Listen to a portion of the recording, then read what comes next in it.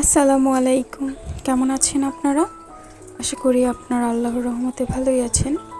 আলহামদুলিল্লাহ, আল্লাহর অশেষ রহমতে আমরাও ভালো আছি। সকালের শুরুটা ছিল যেমনটা হওয়া দরকার। নাস্তা শেষ, 1 কাপ চা। চা খেতে খেতে চারপাশে তাকিয়ে মনে হলো এই ঘরটা তো আর নিজের মতো গুছিয়ে বসে না, তাই ঘরটা একটু গুছিয়ে নিলাম। এইদিকে আমার ব্যস্ত থাকা ভদ্রলোক বাজার করে দিয়ে গেছেন। ভদ্রলোক বাজার দিয়ে ছুটকে পড়লেন, মানে তিনি চলে গেলেন তার কাস্টমারের ডাকে সাড়া দিতে। আর আমি শুরু করলাম রান্নাঘরের যুদ্ধ।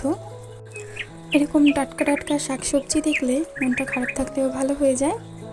আজ রান্না করব ডাঁটা শাক দিয়ে শুটকি মাছ, আমার মায়ের হাতের স্পেশাল খড়খড়ানি।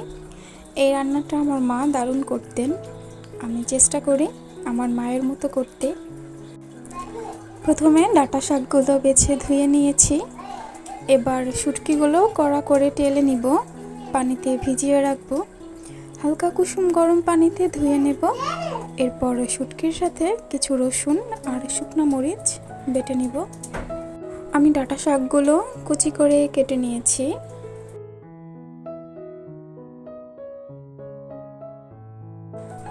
কড়াইতে দিয়ে দিলাম পেঁয়াজ কুচি।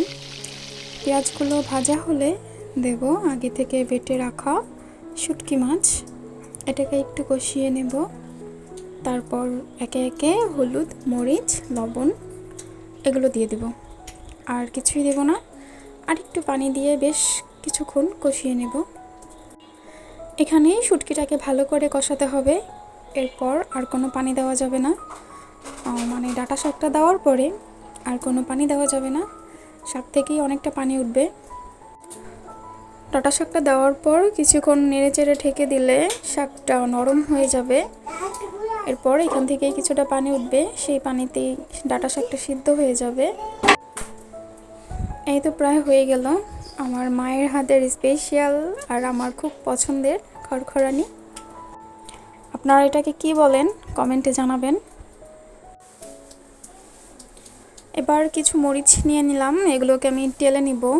আমি এখানে আলু ভর্তা করব, আলু ভর্তায় মরিচ লাগবে, তাই মরিচটা একটু টেলে নেব। টালা মরিচের ঘ্রাণ এবং কালার দুইটাই মন কাড়ে। আলু ভর্তা করার জন্য কিছু পেঁয়াজ ভেজে নিয়েছি। পেঁয়াজ ভাজা হলে দিয়ে দিচ্ছি আগে থেকে ম্যাশ করা আলু, আর আলুর সাথে আছে ভেজে রাখা গুঁড়া মরিচ আর পরিমাণ মতো লবণ। আমি আলু ভর্তা বেশিরভাগ এভাবেই বানাই, কারণ এই ভর্তাটা আরাফাত খুব পছন্দ করে। শুধু আরাফাতই না, আমার ঘরের ছোট্ট বাবুটাও এই ভর্তাটা খুব পছন্দ করে। সে ঝাল হলেও খায়, বলে খুব নাকি মজা। আর সাথে করব ডাল, ডালে দিব একটুখানি আমের টক আচার। তবে একটা দুঃখের কথা না বললেই নয়, ধনেপাতা ছিল না, দিতে পারলাম না। তবে ধনেপাতা দিলে ভালো হতো, তো কি আর করার, না থাকলে নাই, থাকলে দিতাম। এখন তো আর নাই, তাই কিছু করার নাই, আচার দিয়ে কাজ চালিয়ে নিলাম। দিন গড়িয়ে গেল সন্ধ্যায়। সন্ধ্যার নাস্তা আজ একটু অন্যরকম, শরবত আর সমুচা। শরবত বানানোর সময় আমার রাজপুত্র হাজির, এসে বলে দাও আমি বানাই। তার শরবত বানানো মানে তৈরি করা শরবতে 1 চামচ চিনি, 2 চামচ নাড়া আর 5 বার টেস্ট করা। এই তো ছিল আজকের গল্প। পরের দিন আবার নতুন কিছু নিয়ে আসবো ইনশাল্লাহ। সবাই দোয়া রাখবেন। আল্লাহ হাফেজ।